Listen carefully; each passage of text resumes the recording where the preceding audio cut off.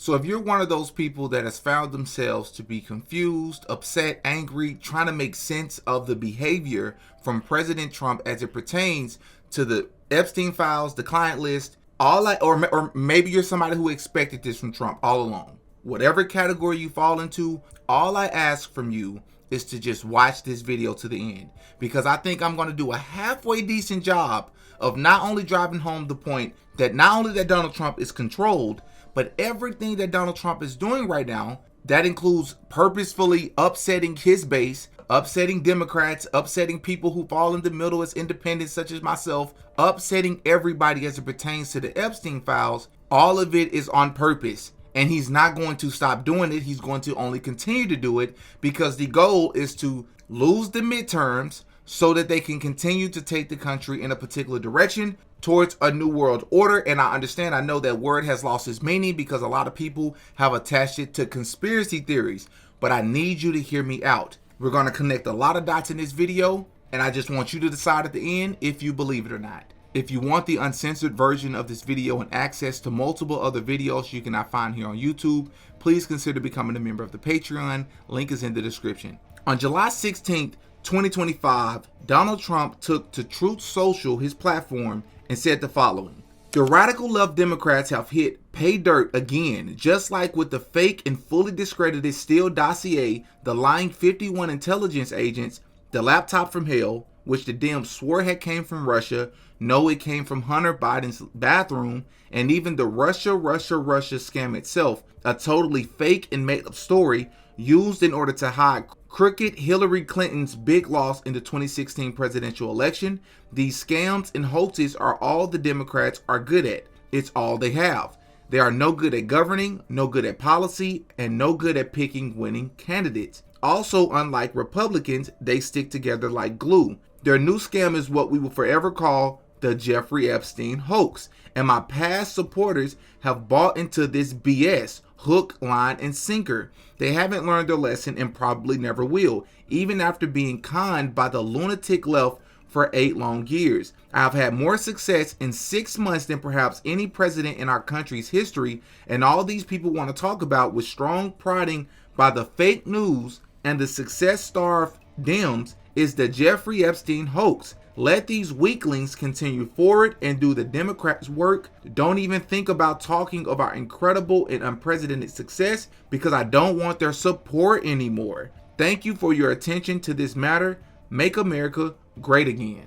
Well, if you all remember, just a few days ago, I dropped a documentary covering Martin Luther King. And in that documentary, we covered something called the Hegelian dialectic tactic. And for those of you who don't know, the Hegelian dialectic tactic essentially means, in so many words, if there's something that you want to achieve, but you don't know if the general masses will accept said outcome, then you have to create the problem yourself and also create the solution yourself in order to get said goal accomplished. And in the Martin Luther King documentary, we talked about this white couple named Carl and Ann Braden. And what this white couple did was that they bought a house in a whites-only neighborhood for a black couple. This black couple was trying to buy the house, but they weren't able to get it because it was only for whites. Well, this Braden couple ended up buying this house for this black family, and within just days of being in this house, this black couple's home would be set on fire. Well, long story short, Carl Braden ended up getting arrested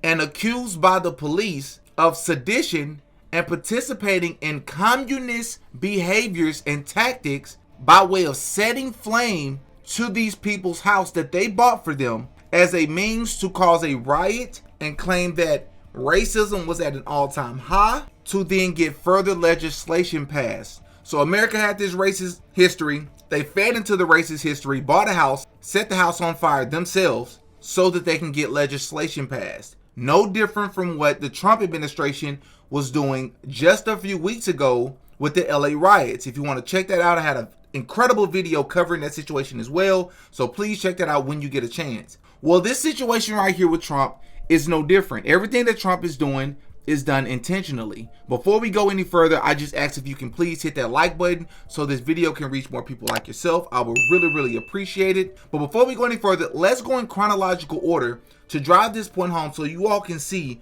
what Trump and the administration, but not just Trump and the Republicans, but how the Democrats played along as well. Let's look at the timeline here. Epstein died under Trump in 2019. Ghislaine Maxwell was put in prison in 2020 for connection to Epstein's crimes. Biden gets elected in 2021, and the entire administration refuses to release the Epstein list. In fact, they don't even talk about it at all. And then Trump campaigns in 2024 for presidency with his administration to release the Epstein list as a priority. It wasn't a top priority, but it was definitely something that he talked about in multiple interviews and podcasts. And then there was the Trump assassination attempt that I really want to talk about. Let's just spend a little bit of time just real fast talking about the Trump assassination attempt. The moment that this attempt, and specifically the one that happened in, I believe it was Butler, Pennsylvania. Let's talk about that attempt, which I 100% believe was staged. This does not matter if you agree with Trump, if you voted for Trump, if you hate the left. We can agree that the left became too radical. We all on the same page with that. What we're talking about is how they used this quote-unquote assassination attempt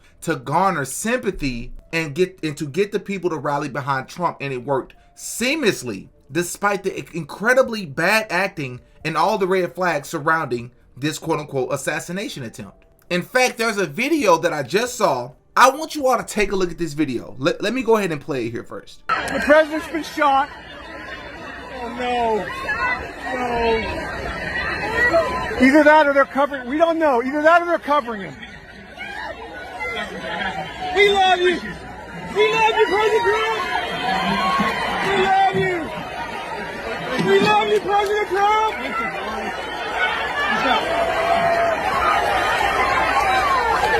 We love you. Yes. Yes. Yes. We love you, President Trump.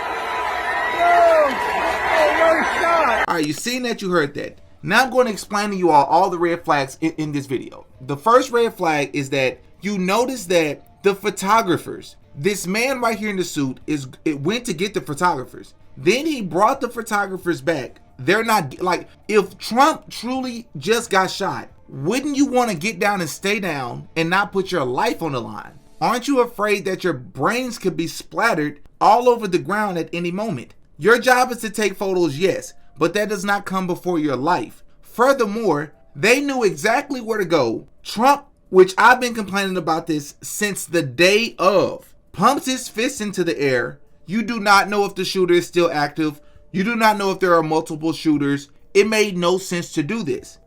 Probably the biggest red flag from this video is, look at the top of the screen here. All of a sudden, perfectly timed is the American flag dropping down into scenery so that these photographers can get this perfect shot of Donald Trump. How did they do this seamlessly like this? How? And in my opinion, it doesn't even look like they're quote unquote protecting Trump. It almost looks like they're just hovering over him where we can't get a good look at him, so to speak. And I know that probably sounds contradictory, but the point that I'm making is it doesn't seem as if they're concerned about his life, but almost as if they're hiding him so that he can do something. It's just my personal opinion with that one. Because if you're really trying to protect his life, I would imagine you'd get him down, keep him down until you get word that the shooter has been taken out. And when you compare this to the JFK assassination, when you compare this to the Reagan assassination attempt, it's just completely different, bro. Those were complete mayhems. This Trump assassination attempt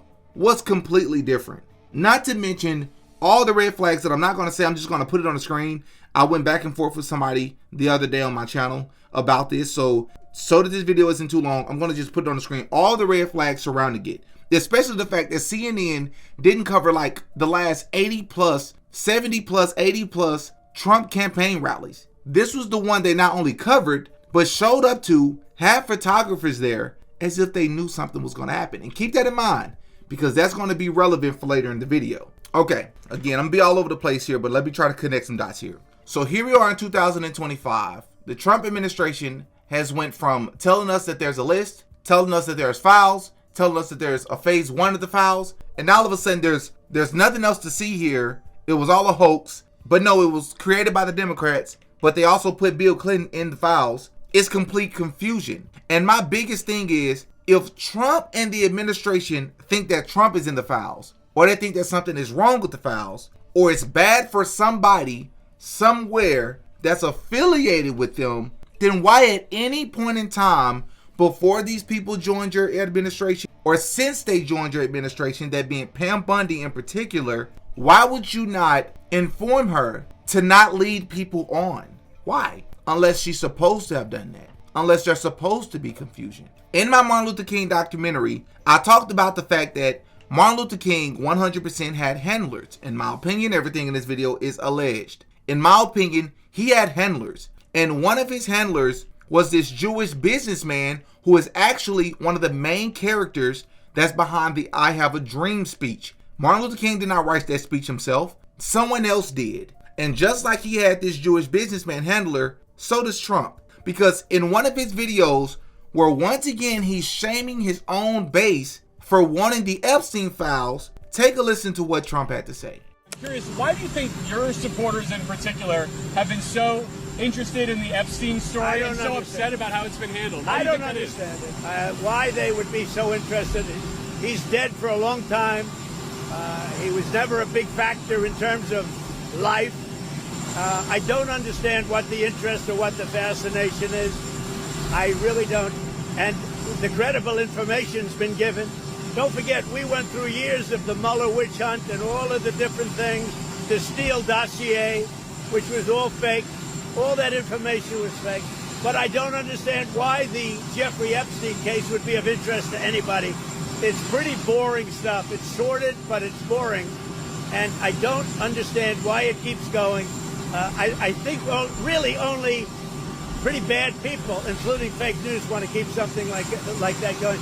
But credible information, let them give it. Anything that's credible, I would say let them have it. Well, I'm not so concerned. I'm not as much concerned about what Trump said in this video because we've already been hearing him say this often. I'm more interested in the person he's standing beside. This person right here, it's funny how the answer can be right there in our face sometimes. This guy right here is a Jewish businessman named Howard Lutnick, who is the CEO of something called the Cantor Fitzgerald, and is a very interesting character to say the least, because not only was he the neighbor of Jeffrey Epstein, which a lot of people don't even know who this guy is, let alone that he was a neighbor of Jeffrey Epstein, but things get a little bit more interesting when you delve into his history, because this guy is also tied to 9/11. Because on this day, Howard was scheduled to be at the company's offices in the North Tower on September 11, 2001, but overslept and missed his usual morning flight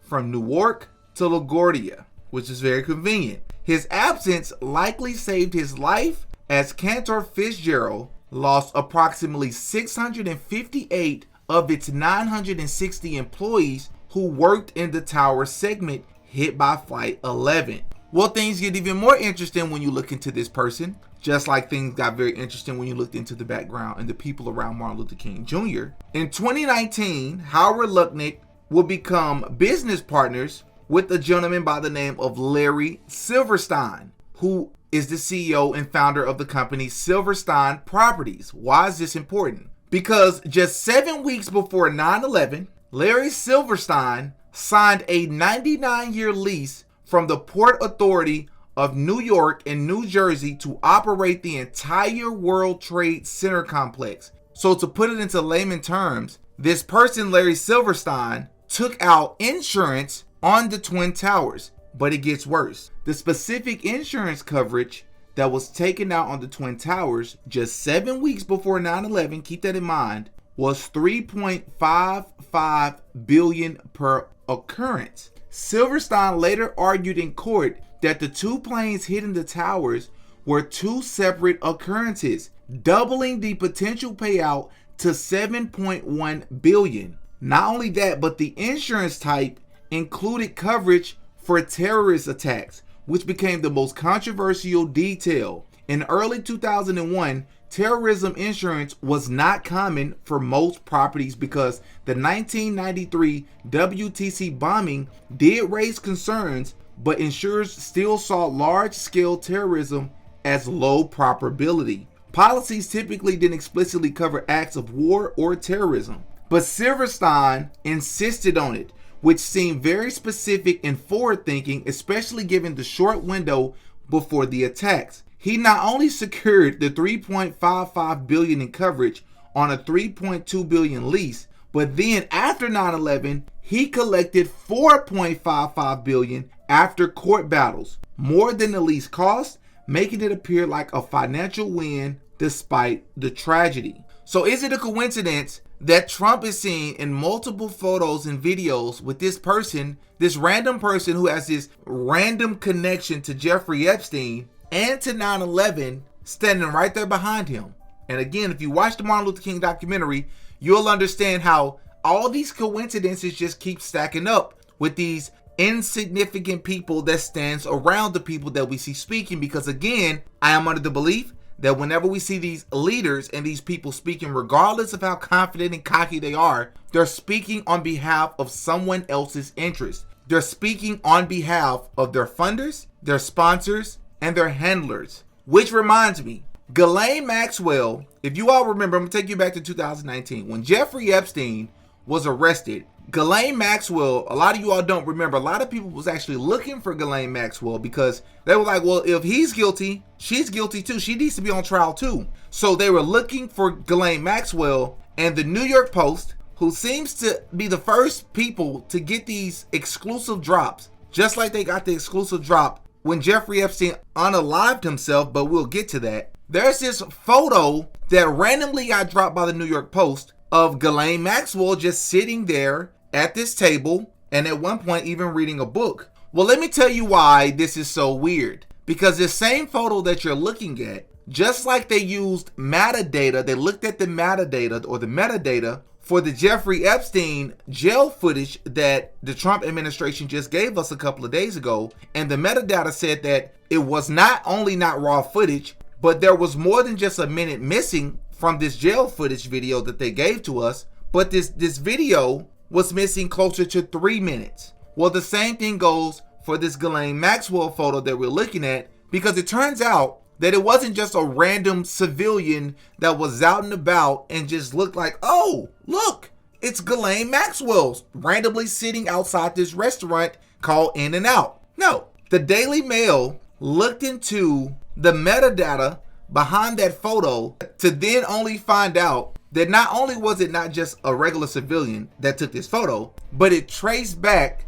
to this company that is owned by the attorney for the Maxwells. But not only that, in this photo, she's reading a book. And look at the name of this book. Do I need say more? But not only that, there was this sign on a billboard behind Ghislaine Maxwell that was promoting this movie. What is this movie about? Well, it will later come out and revealed that this photo was actually photoshopped, because this advertisement for this movie was never there. The owner of this billboard that advertises and promotes things came out and said there's nowhere in their records where it ever shows where they ever promoted this movie. So who placed it in this photo and why? And speaking of the jail footage by Jeffrey Epstein, I have so many questions with this Jeffrey Epstein situation that I'm to a point now, I don't believe that Jeffrey Epstein is dead. I don't. Because not only do they give us this trash footage, not only do we find out that it's not the raw footage,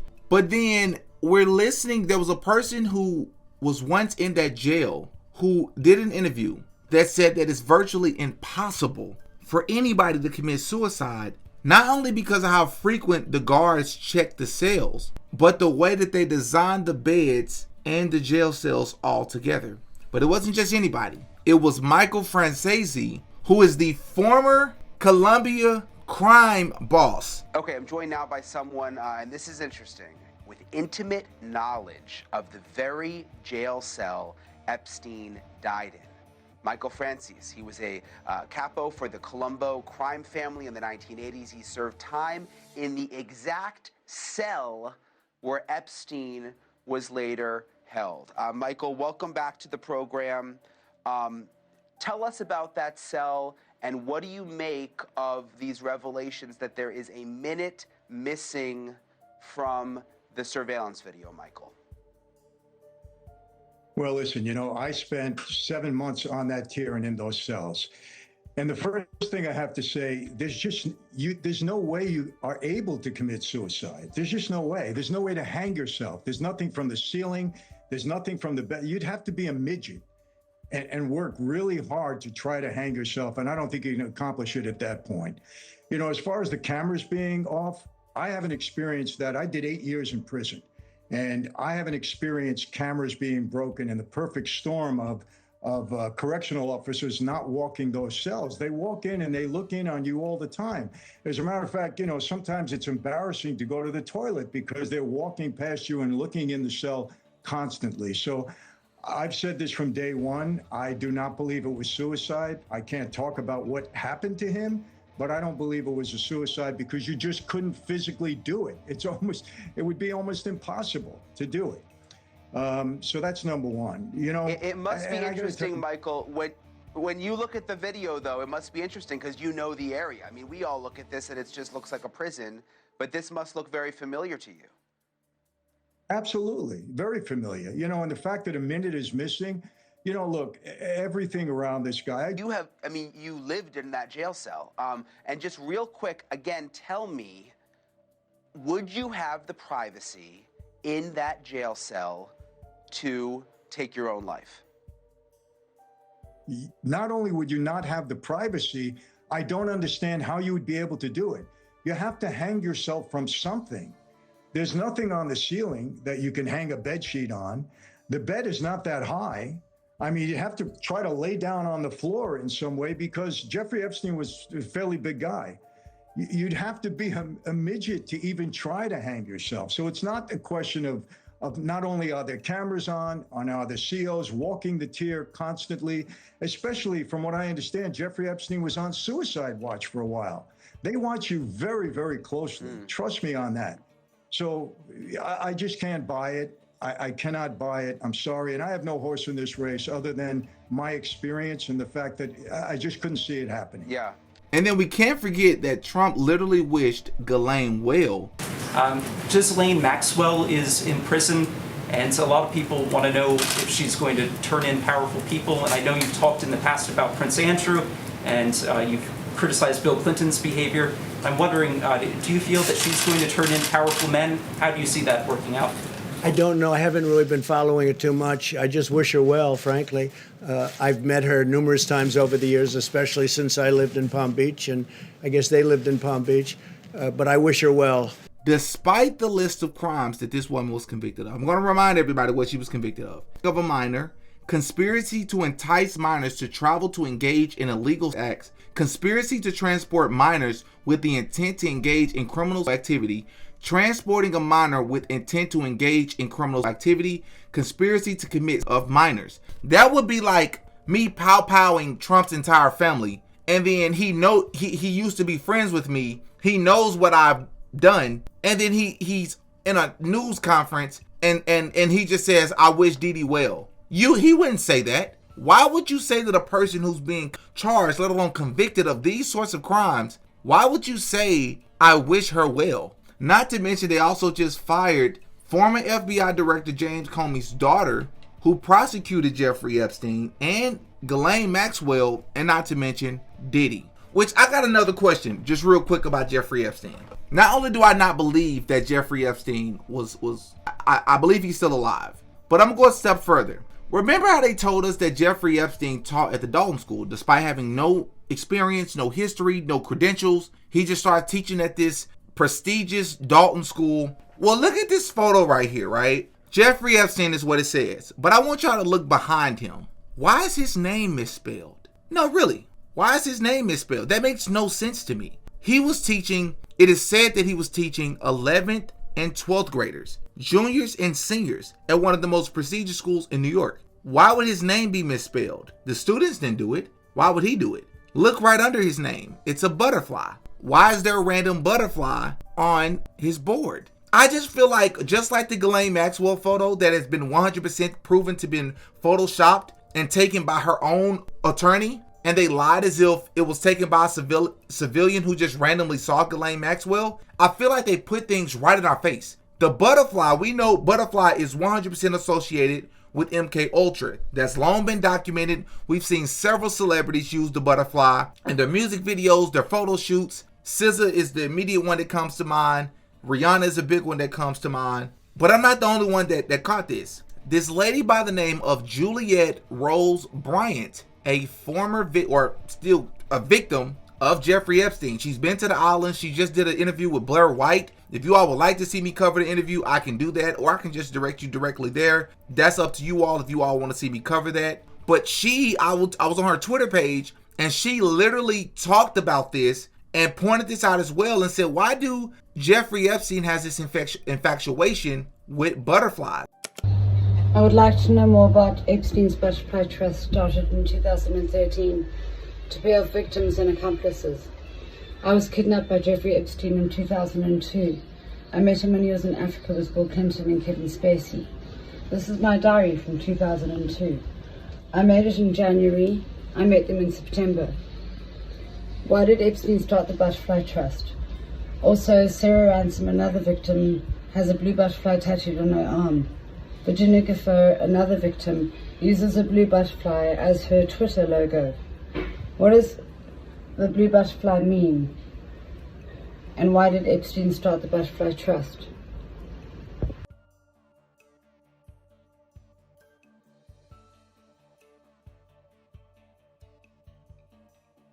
What is this trust? When I was taken to New Mexico, I woke up in a laboratory. Epstein gave me a pelvic exam before I was sent home. Were they taking our eggs?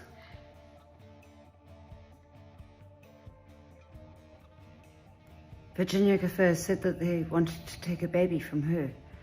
Your baby, but it would really be our baby, and we would have you sign a document that says. Clonade, very nearby in the Bahamas, made the first baby Eve in 2002. It's not to mention that she talked about in her interview with Blair White, a moment in which she remembers when she was on the island, doctors and things of that sort working on her, or her being hooked up to this machine, which are all the signs of MK Ultra, which we talked about before with Allie Carter and other alleged victims. And one of the last thing I want to end this video with is MAGA. Once again, it's right in our face. What does the term MAGA, when people think of MAGA, they think of Trump, even though the term existed before him and it was associated with another president before Trump. That's what people modern day think about. They associate it with Trump. Make America great again. But what does MAGA, the term MAGA, mean? When you look up the term MAGA, it actually means, in Spanish, it literally means female magician, sorceress, or witch. In Latin, it means sorcerer, magician, or wise person. In Greek, it has evolved over time to now mean magician or sorcerer. And this woman by the name of Marina Abramovich, who we've talked about multiple times on this channel before, she's worked with Jay-Z and other celebrities. She's a high-level witch, or supposed high-level witch. I definitely believe that about her. We've talked about it before. She has some very interesting things to say about Trump and the purpose of Trump and why he's quote-unquote good for America. Take a listen. One really funny opinion, but there is in Lapland, there is a group of the shamans there who do something called collective dreaming. They will go together in seclusion and do the rituals with eating very little food and being in a solitude for a long time, and they will go and dream the dreams. And the dream have to be collective, same dream. So coming out of this dream, once of the shaman told me that actually the best thing happened in this planet right now is the Trump to be the president. I said, how is this possible? Is the best thing to happen? He said, yes, because he's so irrational, he's so crazy. That's actually create that awakening, that we finally wake up.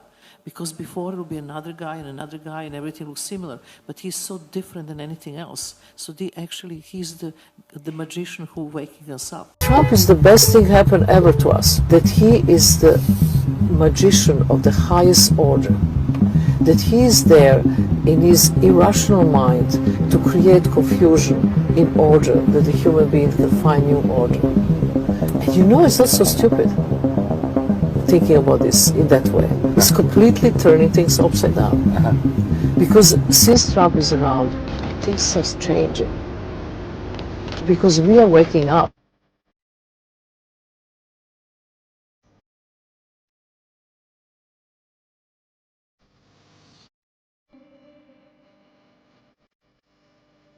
So think of it, in this horrible period, this horrible, dark period where this monster came and worked its horrible, horrible spell over the world. All these connections with Trump, and there's a lot more, but this video will be 2 hours long, and I would really have to just slow down, not be all over the place, go in chronological order, break everything down piece by piece to connect all the dots with Trump. But Trump, there's never been a president, let alone a person running for president, that's had more pictures with Epstein, that's been more connected with Epstein. Epstein himself said that he was best friends with Donald Trump for like 10 years. Jeffrey Epstein's brother, we talked about this on Patreon, said himself that his brother Jeffrey Epstein told him that if he shared what he knew about both Donald Trump and Hillary Clinton during the 2016 election, that they would have to cancel the election because he has dirt on both of them. What could he be talking about? And now we're finding out that there are multiple people around Trump associated and affiliated with Trump, either directly or indirectly, that personally knew Jeffrey Epstein. To me, that all points to the fact that this is orchestrated, bro. This is orchestrated. They're trying to upset the base. They're trying to upset all the American people, regardless of where you fall at politically, so that they can have the state or the state of the country in a particular way, so that they can then issue in a quote-unquote solution. That's my opinion. I love to know what you all think. I think they've done a great job of rallying people behind Trump, and now we're in the stage where they have to turn the country on Trump. And Trump knows it. He's a part of it. But that's just my opinion. Y'all in the comment section, give me your thoughts. Let me know what you think. I'm Demetrius. I go by Didi. That's all for this one. Peace.